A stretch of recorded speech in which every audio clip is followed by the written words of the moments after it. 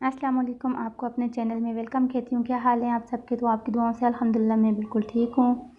आज मैं अपने किचन में बहुत ही जो है वो इजी सी रेसिपी बनाने जा रही हूँ। माश दाल बहुत ही आपको जो है वो पसंद आएगी।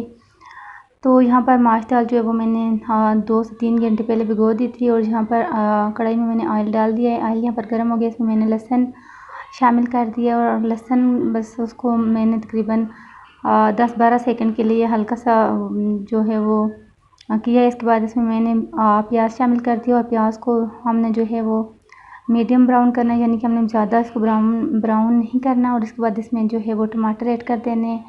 टमाटर ऐड करने के बाद हम जो है इसमें मसाला जात शामिल करेंगे। मसाला जात में यहाँ पर मैंने नमक लिया है, ये चिली फ्लेक्स लिए हैं, कुटी हुई लाल मिर्च ली है, काली मिर्च ली है और ये धनिया पाउडर लिया है, इसके साथ ही ज़ीरा लिया है।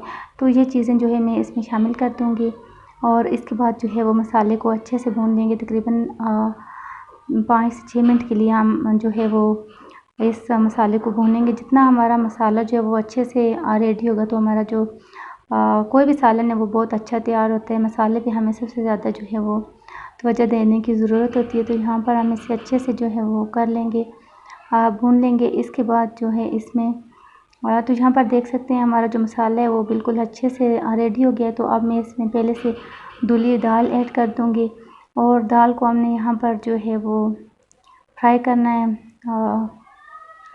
हल्दी मुझे याद नहीं रही थी तो वो मैं अभी ऐड कर रही हूँ यहाँ पे, क्योंकि पहले जहन से निकल गया था। तो हल्दी जो है वो लाज़मी अपने खानों में यूज़ करें। इसका ये बहुत ही हेल्दी होती है सेहत के लिए, इम्यूनिटी को बूस्ट करती है। और इसके बाद जब दाल जो है वो मैंने काफ़ी कुछ टाइम के लिए यहाँ पर फ्राई कर ली थी। इसके बाद इसमें मैंने 3 गिलास के करीब पानी डाल दिया था और इसके बाद जो है तकरीबन आधा घंटा इसको पका लिया था। और यहाँ पर हमारी दाल जो है वो रेडी हो गई है। तो अगर आपको मेरी ये रेसिपी अच्छी लगी तो मेरी वीडियो को लाइक कर दें, शेयर कर दें और अगर अभी तक मेरे चैनल को सब्सक्राइब नहीं किया तो मेरे चैनल को भी सब्सक्राइब कर दें। अपनी दुआ में याद रखें। Thank you so much. अल्लाह हाफ़िज़।